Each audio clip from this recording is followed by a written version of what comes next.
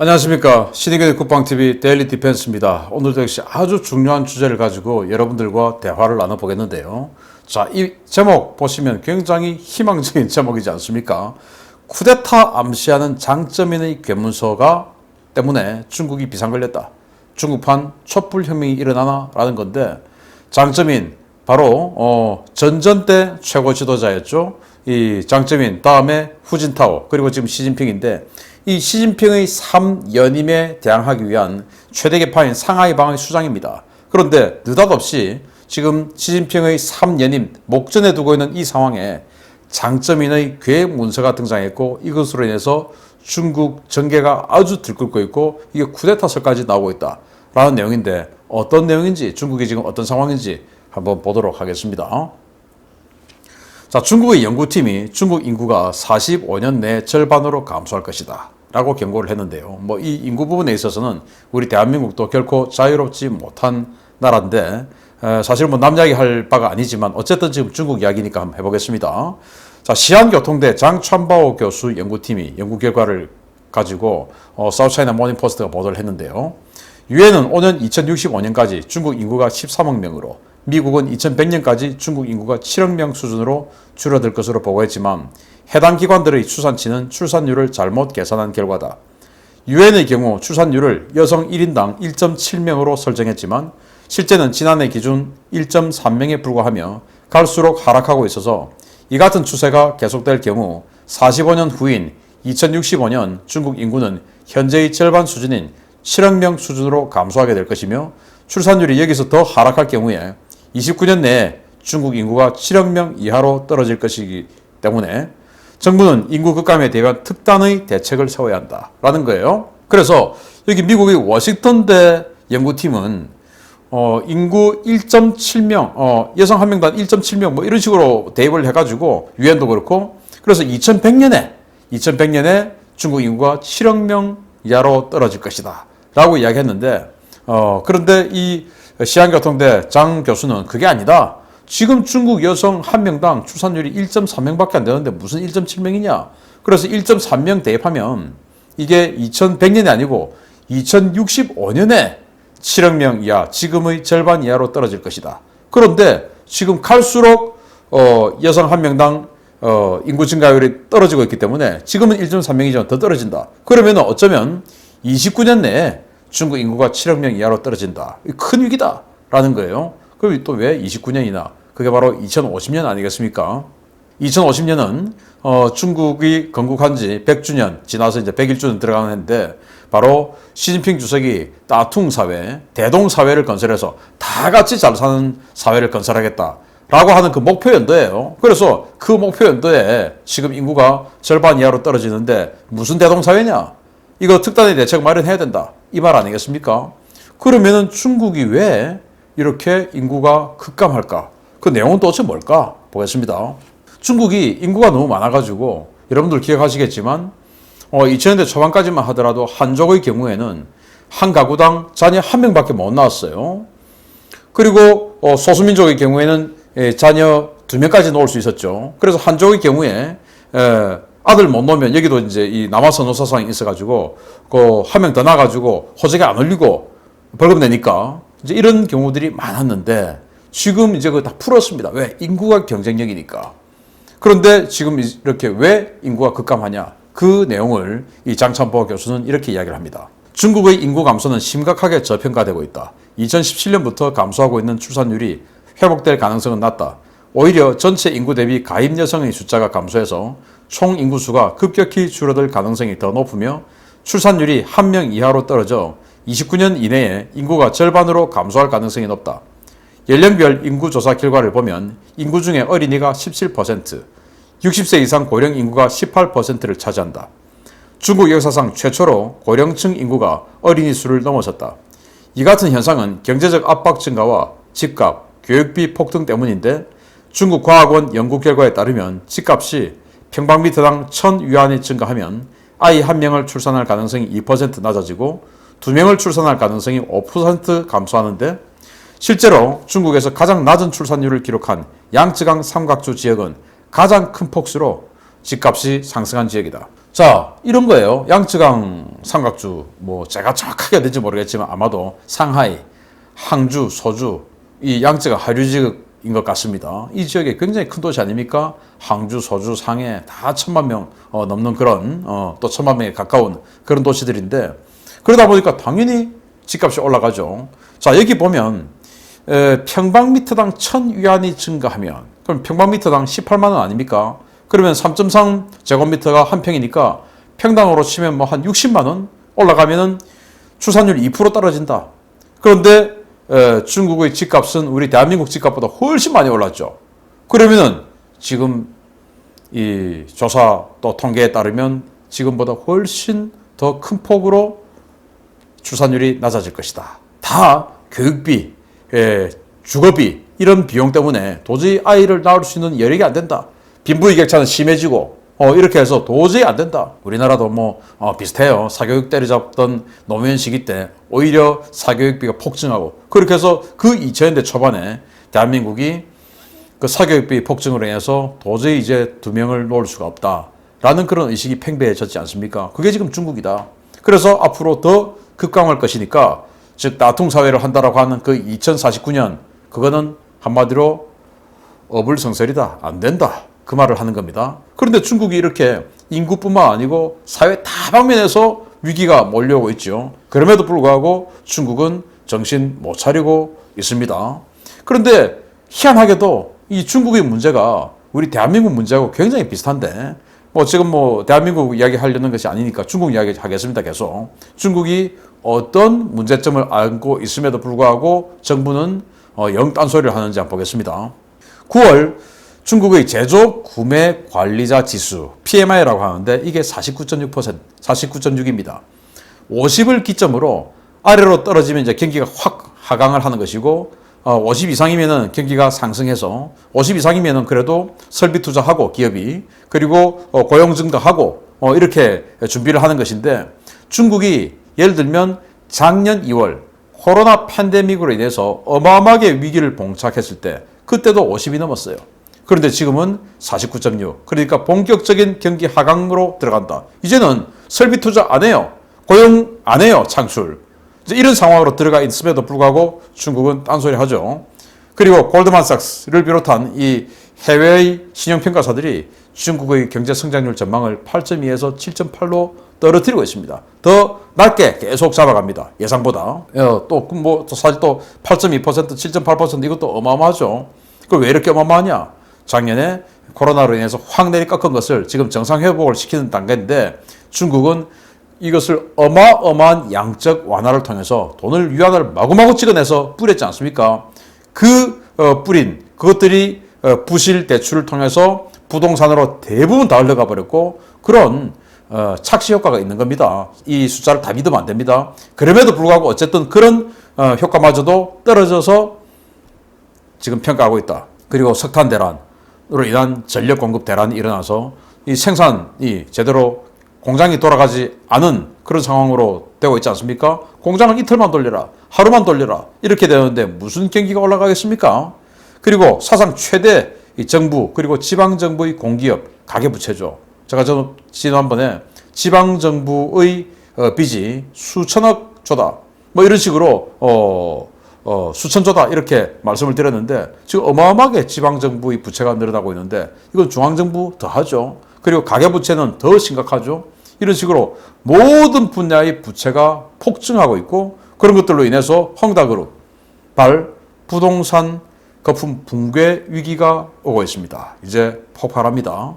그러면서 중국은 최악의 빈부격차, 소득격차가 이루어지고 있죠. 지니계수가 0.468, OECD 평균 지니계수가 0.315입니다. 그래서 이 지니계수가 높으면 높을수록 빈부격차가 심한 것이고, 낮으면 낮을수록 빈부격차가 별로 없는 거예요.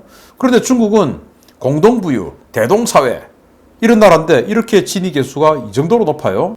빈부격차가 심하다고 하는 미국도 0.41, 우리 대한민국 같은 경우는 0.34 정도 이런 지니계수인데 여기는 0.468. 그런데 이것도요, 통계 조작을 해서 이렇습니다. 지난 2020년도에는 0.49였습니다.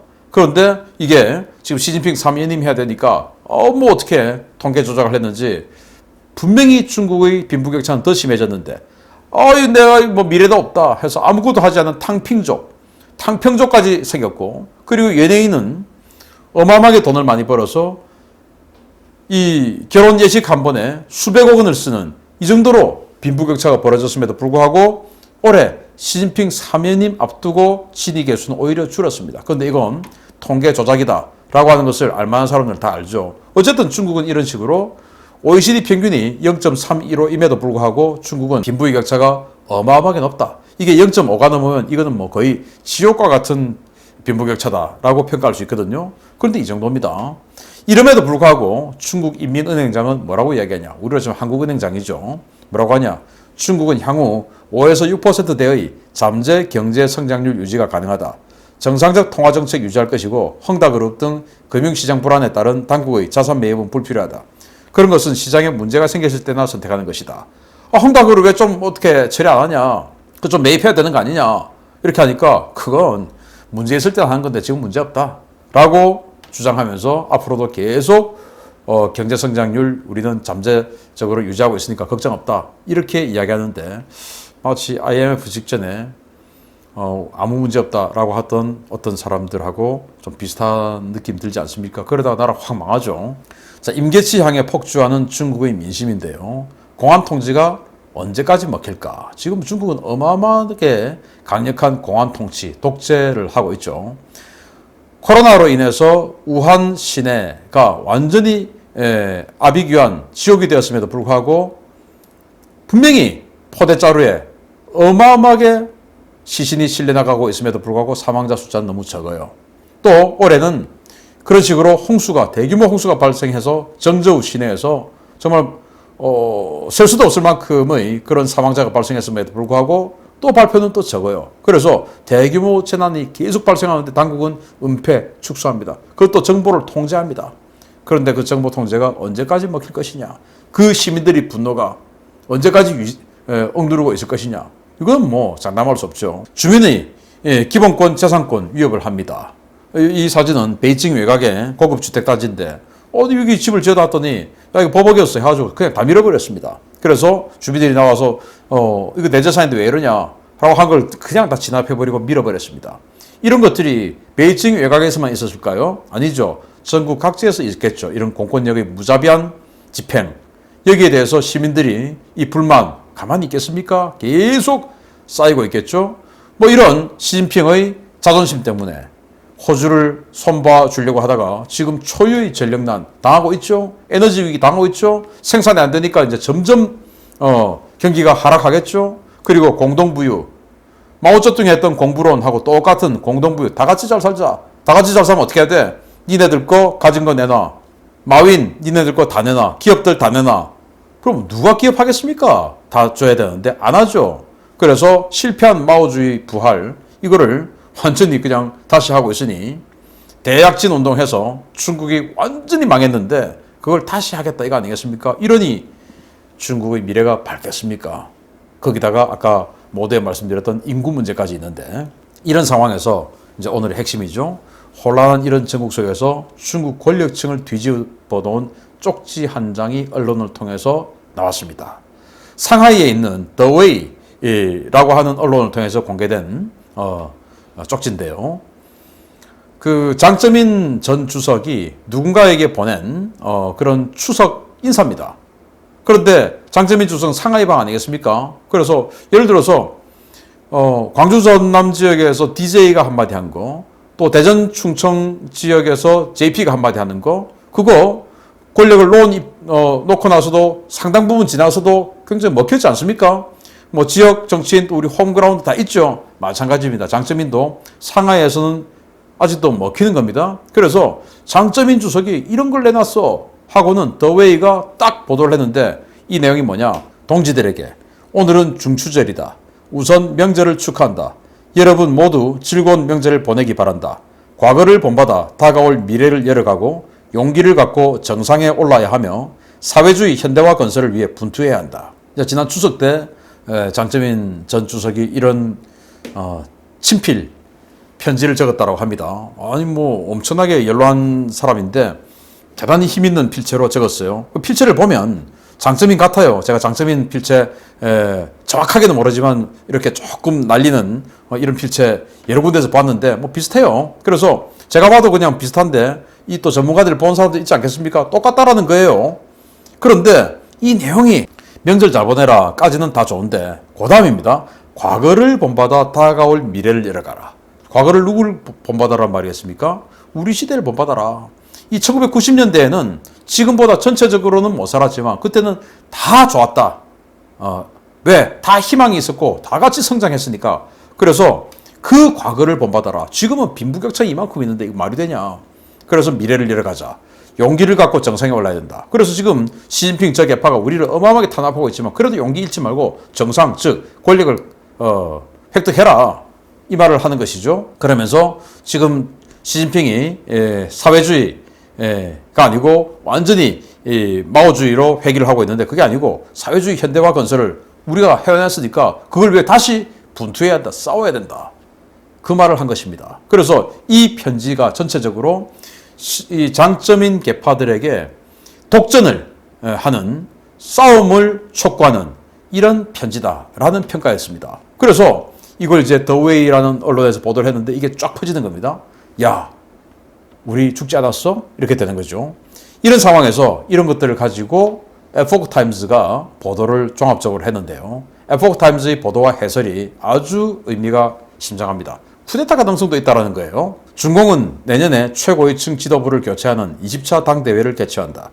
시진핑은 3년임을 위해 전력을 다하고 있고 장점인과 정칭홍 세력은 시진핑을 끌어내리기 위해 전력을 다하고 있다. 시진핑과 장점인 정칭홍의 격투는 중공 고위층 내부 투쟁 중에서도 가장 중요한 문제가 되었다. 경제 분야에서는 엔트그룹과 알리바바, 디디추싱 등의 초강경 제재를 단행해 장점인과 정칭홍 가문과 연관된 뿌리를 잘라냈다. 정법 분야에는 로간, 저우융캉, 멍젠주 등 정점인의 신복들을 숙청했으며 군사 부분에서는 중앙경위국, 베이징 위수구, 무장경찰, 5대 정부의 고급 장성들을 교체하고 중앙군사위원회 부주석이었던 쉬차이허우와 고보슝의 잔재를 숙청해 군의 반란을 막았다. 9월 14일에는 장점인의 고향인 장수성, 공안청 간부들의 국가 지도자를 모욕하고 반역을 기도한 혐의가 있다라는 보도가 나왔다. 이 때문에 정법 시스템에서 시진핑을 암살하고 정권을 탈취하려고 쿠데타를 모의한다는 추측들이 나왔다. 시진핑과 장점인 세력 간의 혈투, 그 최후의 결투가 일촉즉발의 상황에 놓인 바로 이 시점에 날조된 것으로 보이는 장점인의 쪽지가 나타났다. 그래서 에포크 타임즈는 아까 그 장점인의 추석 인사 그 쪽지가 위조다라고 이야기를 하면서 어쨌든 왜 이런 위조가 나왔냐? 이거 싸우자라고 하는 그 장점인계의 어떤 의지다. 그래서 지금 뭐 여러 가지 상황에서 쿠데타 모의, 쿠데타 기도 이런 것들이 나오고 있고 그런 것들이 예상되는데 지금 중요한 시기다. 그런데 사실은 군 그리고 이 베이징의 그런 그 우리로 치면 수도방위사령부죠. 그런 베이징 위수구 그리고 중앙경유국 그러니까 경호처죠. 이런 것들 전부 다 시진핑이 다 자기 측근으로 교체를 다 했는데 그럼에도 장점인계가 아직도 요소에 있다. 아직도 다 청산 못했다. 그래서 어떻게 될지 모른다. 라고 하는 에포크 타임즈의 보도죠. 이렇게 됐으면 좋겠습니다. 자, 궁지 몰린 장점인 파벌의 두 가지 호재인데요. 민심이 지금 시진핑을 위반하고 있죠. 이런 식으로 계속 정부 통제를 하고 민심과 다른 그런 일들을 벌여나가고 있는데 민심이 어떻게 아직까지 남아있겠습니까? 민심이 멀어져 가고 있는데 바이든 정부 저게 트럼프와는 달리 시진핑하고 좀 프렌들리 할 것 같았는데 아니거든요. 괜찮아졌어. 그래서 지금 미국에서 쿼드 정상회담을 했죠. 인도, 호주, 일본 이렇게 정상회담에서 계속 중국 때리자 라고 협의를 했지 않습니까? 그러니까 야 이거 할 수 있다. 그런데 미국이 어떻게 해야 되냐? 이미 이 바이든 정부 초창기에 미국은 이런 식으로 하자라고 롱거 텔레그램이라는 게 나왔었죠. 바로 9,200만 중국 공산당원 전체를 상대할 게 아니라 하나만 제거하자. 바로 시진핑만 제거하고 교체하면 된다라는 아틀란틱 카운슬의 롱거 텔레그램이 나왔죠. 여기에 이렇게 이야기를 했습니다. 시진핑은 중국을 전통적인 마르크스 레닌주의로 돌려놓고 마오쩌둥과 유사한 개인 숭배를 조장하고 있으며 저항하는 중국 내의 소수민족에 대한 대우는 인종학살에 가깝다. 중국이나 공산당원 전체를 공격하면 시진핑이 민족주의적인 감정을 이용해 단합을 강조하며 권력을 공고화할 수 있으므로 시진핑을 집중 겨냥해야 한다. 공산당이 아닌 시진핑을 겨냥해 최고 지도자가 교체되도록 해야 한다는 것이다. 그래서 이거 트럼프 시대 때 폼페이오도 했던 말입니다. 9,200만이나 되는 저 공산당원들 어떻게 우리가 다 맞서 싸우겠냐. 그러면 오히려 역풍 맞는다. 그러니까 시진핑만 딱 교체하자. 라는 거 아니겠습니까? 그래서 바이든 정부도 그 수순을 밟고 있다. 라는 겁니다. 이게 이제 장점인하고 계속 이해관계가 맞아지고 있다. 라는 거죠. 그래서 이 상황에서 경제 분야의 여러 가지 악재, 그리고 인구 문제, 그래서 미래의 불투명, 이런 것들이 전부 조합이 되어서 시진핑에게 굉장히 악재가 될 것이다. 자, 중국이 지금 전력난 때문에 양초를 어마어마하게 산답니다. 우리 요즘 양초 안 사죠. 전기 안 나가니까. 그런데 여기 양초 어마어마하게 사는데, 자, 전국적인 대규모 정전 사태로 양초 주문이 수십 배 폭주해서 양초 대란이 일어났다라고 홍콩 명보가 보도를 했는데요. 자, 그렇게 해서 집안을 밝히는 양초 많이 사실 텐데 중국 인민 여러분, 그거 들고 밖으로 나와야 된다. 그래서 촛불혁명을 하라. 촛불혁명은 제가 전문인데요. 호호호. 그렇게 해서 정권 한번 엎어봤는데 짜릿합니다. 호호호. 라고 하는 사람이 있습니다. 그래서 양초 집에서만 켜지 말고 거리에서도 한번 켜보시면 어떨까. 양초만 사지 말고 종이컵도 같이 사야 된다. 라는 말씀을 드립니다. 마치겠습니다. 감사합니다.